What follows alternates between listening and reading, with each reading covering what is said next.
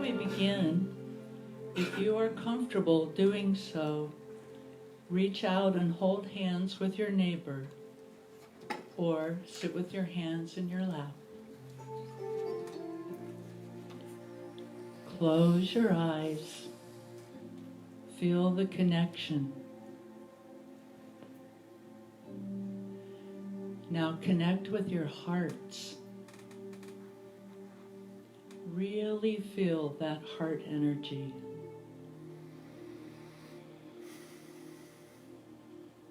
Send that energy down your arms and through your hands to your neighbor. Can you feel that loving energy? It's sweet.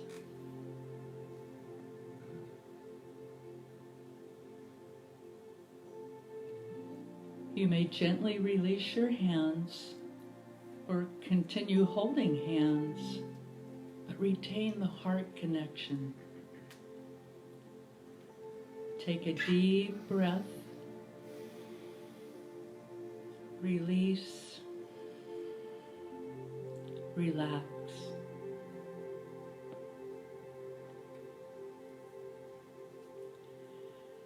Valentine's Day was Friday, a day celebrating love.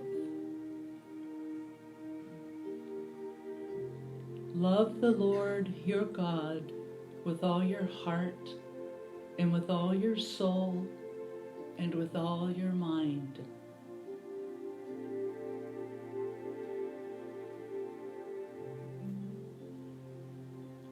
Love, love, love. There is no place that God is not.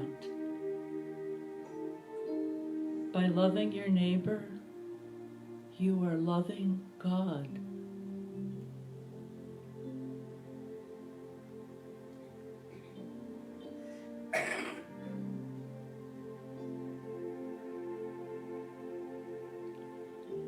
Love your neighbor as yourself.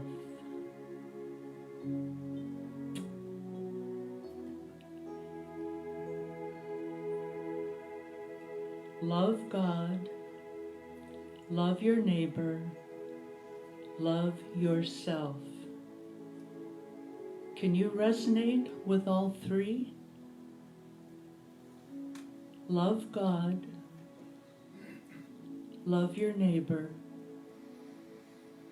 love yourself. It's all one love.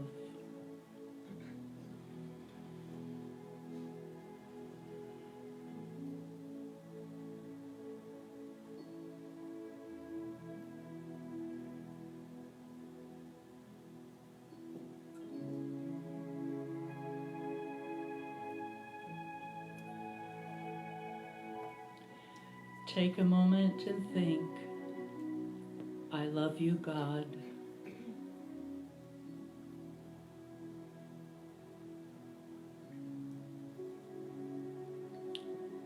And now think to yourself, I love you, neighbors.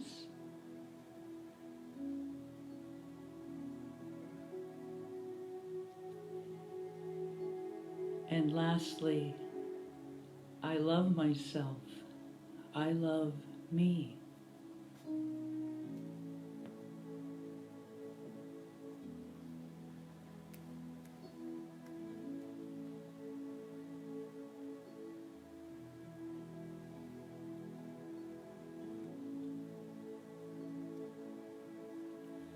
God is love. We are that love too. That is our single most important reason for being here, to love.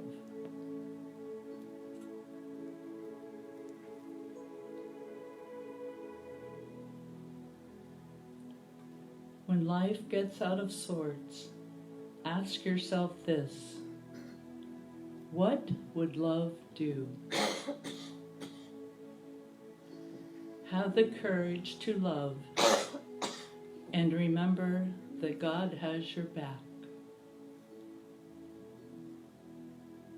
What would love do? Teach only love, for that is what you are.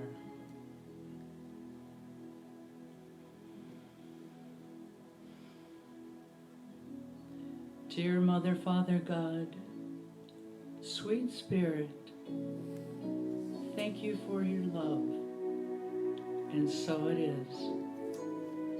Namaste.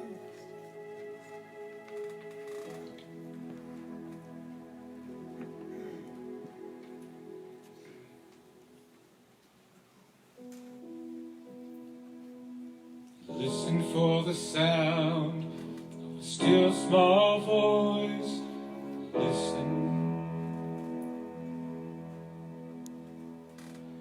Listen for the feeling of a quiet joy. Listen to the song of your heart, to the song of your heart.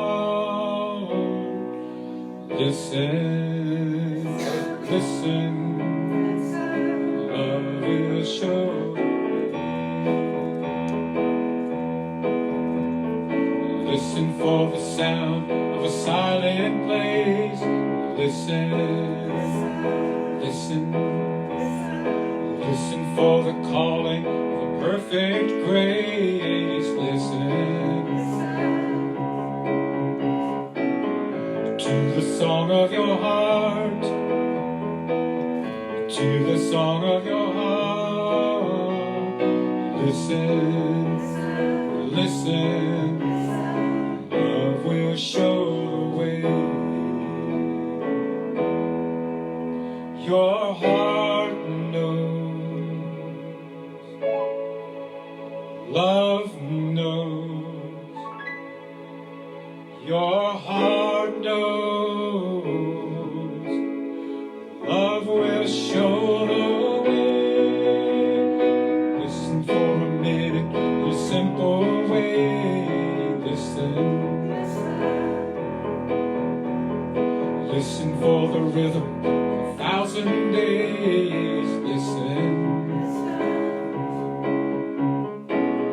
to the song of your heart, to the song of your heart. Listen, listen, love will show the way. Love will show the way. Everybody, love will show the way. Come on, love will show the way. Love will show the way.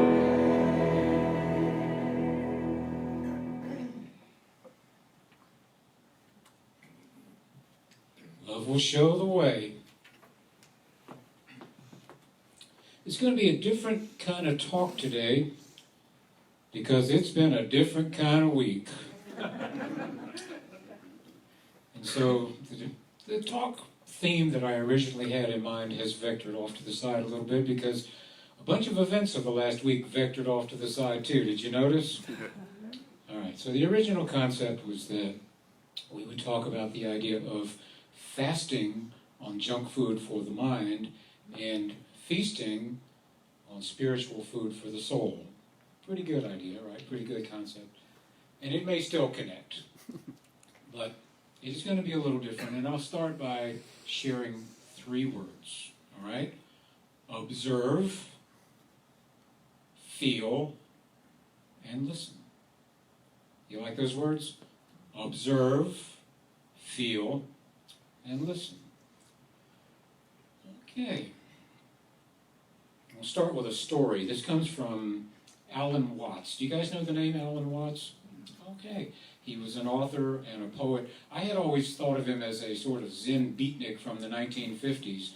And when I dug a little deeper, I found that not so much. Actually, there was a lot more to him than that. Jan is nodding because of a Buddhist background, so you know where I'm going with this. He was quite possibly one of the first people to introduce Eastern spiritual thought to the West. Is that a fair statement? Okay. Well, Alan Watts told this story. long, long time ago, maybe in China, didn't have to be, but we'll call it China, there was a farmer. And the farmer had one horse. And one day, the horse ran away. All the neighbors came around and said, "Oh, man, that's just, such bad news, such a misfortune." And the farmer said, "Maybe." The next day, the horse came back, and he brought 7 wild horses with him. Neighbors came around again. "Really good news, really good news. Now you have 8 horses. This is wonderful." And the farmer said, "Maybe." The next day, the farmer's son tried to ride one of the horses. He threw him off and broke his leg. Neighbors came around yet again. "Bummer, dude. Your son has a broken leg. This is really bad news." What did the farmer say? Maybe. The next day, a band of rebels came around. They were conscripting young men to be cannon fodder for their war against the kingdom. Okay? But they didn't take the son because he had a broken leg.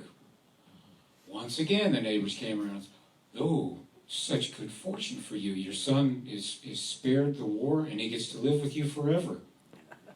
Farmer said, "Maybe." Okay, now you can go on through as many iterations of this story as you like. It can go on forever.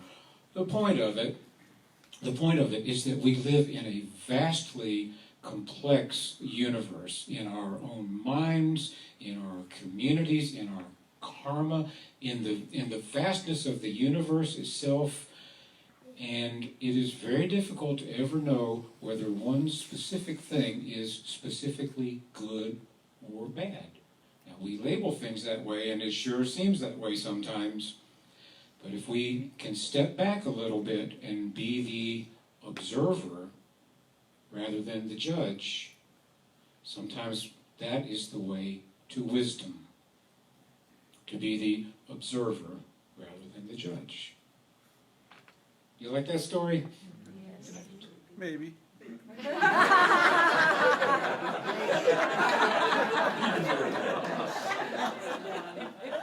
Are we all better people for having heard it? Maybe. All right, so this is where we really vector off. The next word was feel. Observe, feel, listen. Now, this is where things really changed. And I'm going to back up here and tell you a story that happened to us last week. Many of you know that our plan, you know about plans, right? Yeah. You know, if you want to make God laugh, tell her your plans. Well, our plan was to have Reverend Cynthia Vermillion Foster here as our guest speaker, and that after the service, she would give a presentation about Unity Worldwide Ministries, where she works, and there will be a question and answer session. Now, if you missed this, Reverend Cynthia is the Executive Director of Member Services at Unity Worldwide Ministries. That is the top of our denomination. They're based in Lee's Summit, Missouri. All right? So we had a good plan there. She was going to do this, and I was going to pick her up at the airport on Saturday. Who remembers what else happened on Saturday? No. Okay? That was a good thing, maybe. A bad thing, maybe. So the intention was that I would be at the airport at 2 o'clock to pick her up. It was snowing. It was snowing, and, people were sliding off the roads already.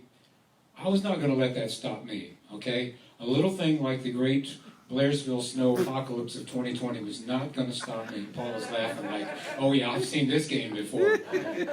But, like a lot of you, there's a hill in our neighborhood. All right? So I got as far as the top of the hill and slid right back down and into the ditch. All right? So I'm stuck. I'm in the ditch. That was a bad thing. Maybe. All right. Paula came out of the house. Some of our neighbors came out of the house. We got shovels. We got things to lay. I'll spare you the gory details, but much later, I got my car out and I got underway and got to Atlanta. Now, as all this was happening, Reverend Cynthia was in the air, so I couldn't communicate with her. I'm on my way to Atlanta. I get a phone call. "Hi, I'm on the ground."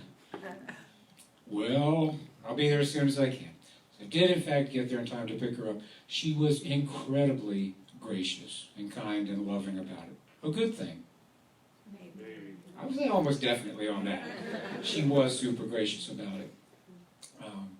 So, back to Blairsville. We got to our house and we had a beautiful dinner that Paula had prepared, and we prayed together and we ate and we talked, and it was really beautiful.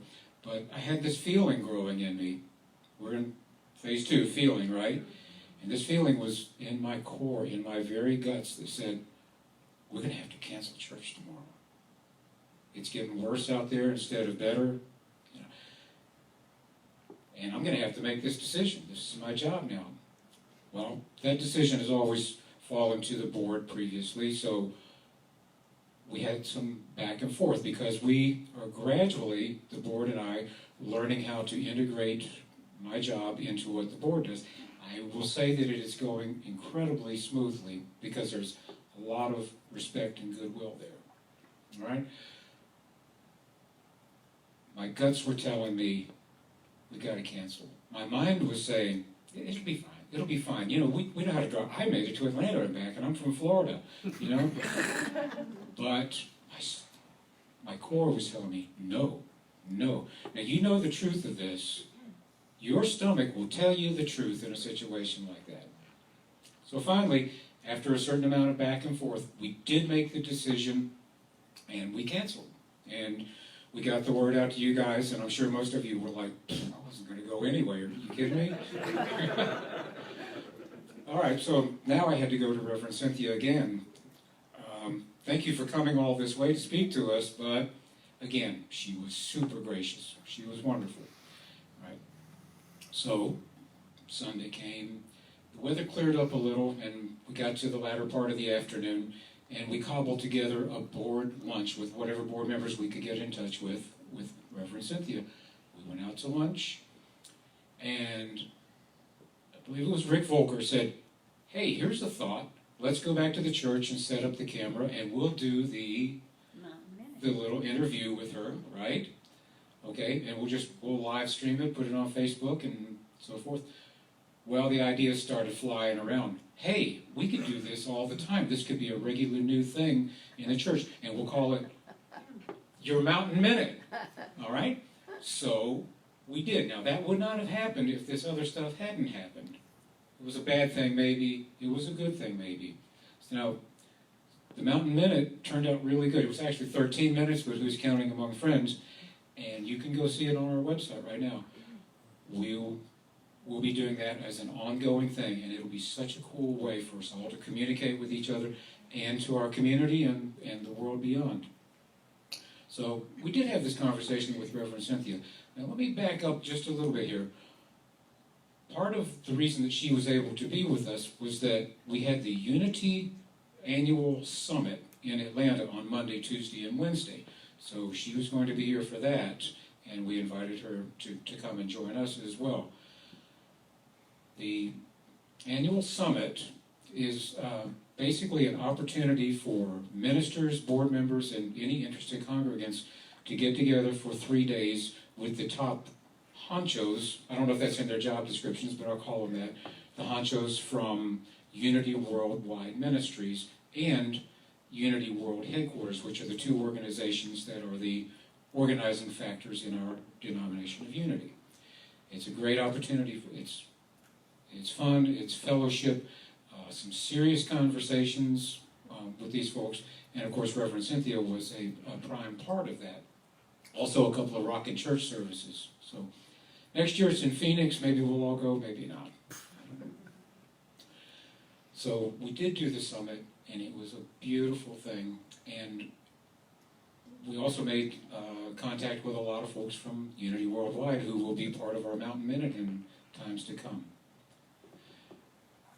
That was all a good thing, maybe. I'm going to say mostly. I'm going to say mostly, because we connected and we were working from feeling, and there was a lot of feeling at work there. Is this interesting to you to hear about the communication with Unity Worldwide? And there's A lot of us don't know much about that, and there has been some misunderstanding with not just our congregation, but many of them around the country. The short version is that there are two managing organizations, let's call it, at the top of the denomination. Unity Worldwide Ministries basically serves the churches. One example of that would be they vet, they interview, they submit resumes, and they help churches find ministers. They help match ministers to churches. If you can see Reverend Cynthia's job description, it doesn't say honcho, but there's a whole bunch of other stuff there. And it's all about serving the churches. Now, she would have explained it a lot better, and if you do go look at the Mountain Minute on the website, she speaks very eloquently about that. There is another organization there called Unity World Headquarters. That is basically the school for ministers, and it is the publishing arm. So the Daily Word and a little booklet about Lent, these things all come out. We're going to have ongoing conversations with these folks, and one of the main themes of this conference was the coming integration of those two groups. All right? It's been a long time coming. It's been working in fits and starts. I will tell you that I feel very encouraged with the progress that they're making toward it. Why are there two of them to begin with? We don't have time for that today. Suffice it to say, it's moving in a good direction, and I feel that. Fair enough? Okay. So we've got, what have we done so far? Observe, feel, and listen. Well, the whole thing about listening loops back to the idea of fasting on junk food for the mind and feasting on soul food for the spirit. Because these are choices that we can make. We don't always know, thinking about the story of the farmer and the horse, we don't always know which choices are good, maybe, or bad, maybe. And so our point here, the point of this whole talk, the point of that whole conference and everything that has happened, is that we listen. We listen. Now, the Daily Word today talked about grace, and grace affords us the room in our minds and our souls, the freedom to listen and to choose. I'm going to say that's a good thing with no maybe whatsoever, right? How would you guys feel about singing a little something about listening? Okay. That was, I heard one little okay. Sure. All right. We live in grace. We live in grace. God moves through each of us, and we can observe, we can feel, we can listen. What in the world is he doing? Getting us ready. He's passing out the percussion toys. That's a good thing. Maybe.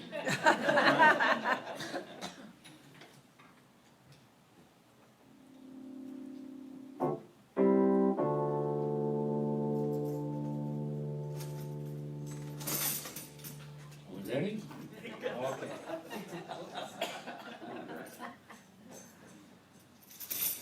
Oh, you know what? There was one thing about the summit that I should have said, meant to say.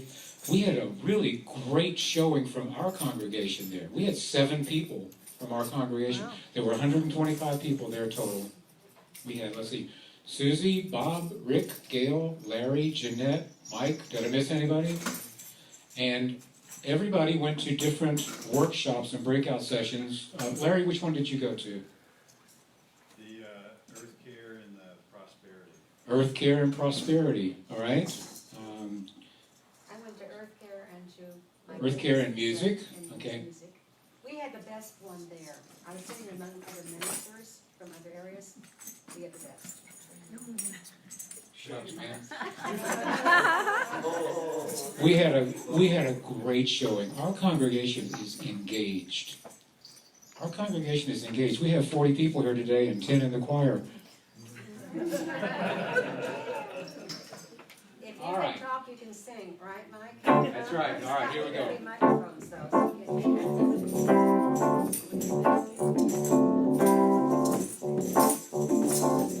Let's stand. am listening to the music of the Holy Spirit. Oh, what a song God is singing. I will listen all day long. I will listen all day long. Now you guys gonna sing with me. Oh yeah, hey ya. Oh yeah, hey ya. Oh yeah, hey ya. Oh yeah, hey ya. Hallelujah. Oh yeah, hey ya. Oh yeah, hey ya. Oh yeah, hey ya. Hallelujah. Oh yeah, hey ya. I am lifted in the love of the Holy Spirit. Oh, what a joy God is being. Praise the Spirit all day long. Praise the Spirit all day long. Oh yeah, hey ya. Oh yeah, hey ya. Oh yeah, hey ya. Hallelujah. Oh yeah, hey ya. Oh yeah, hey ya. Oh yeah, hey ya. Hallelujah. Oh yeah, hey ya. Hallelujah.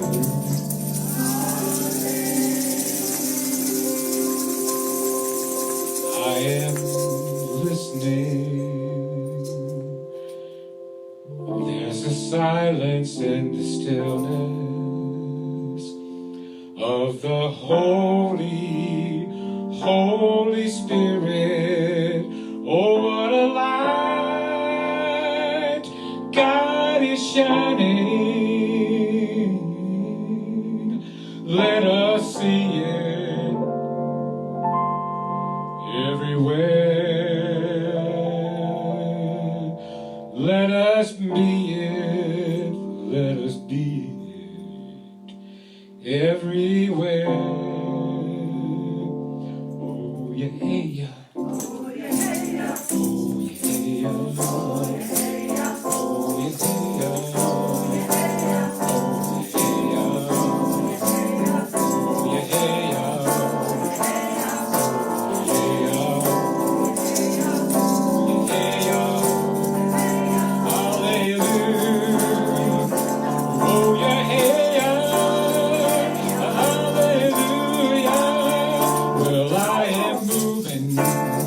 Stand up to the rhythm. Let's dance of the Holy Spirit. This dance of life, God inspired, keeps me dancing. My faith is strong.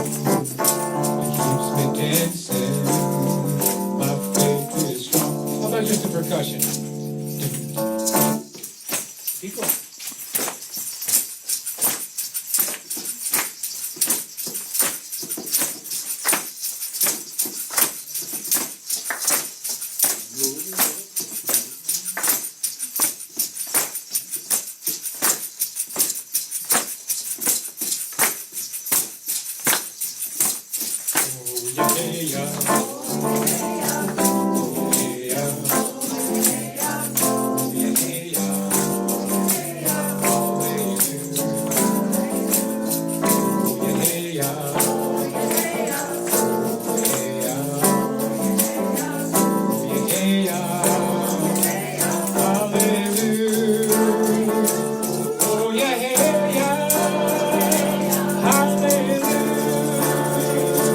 Hallelujah.